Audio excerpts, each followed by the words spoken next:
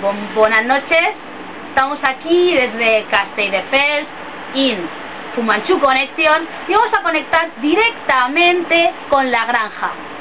Una granja insólita. Bueno, atención, que conectaremos directamente con nuestro reportero Bart Simpson en directo.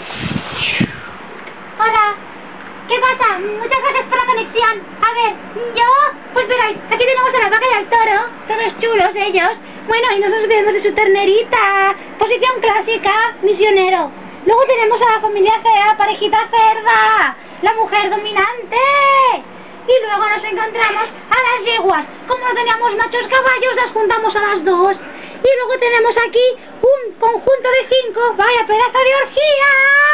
No, pedazo de cabra, oveja, macho ibérico, con su cabrito comiéndole una zona importante, con luego una oveja, otra oveja y la tercera para rematar, ahí disfrutando. Y luego a mi lado tengo al perro Chow Chow, que solo se contempla con mirar y hacerse gallolas, y el burriquito asno Tontit, que como no sabe qué pasa, simplemente mira.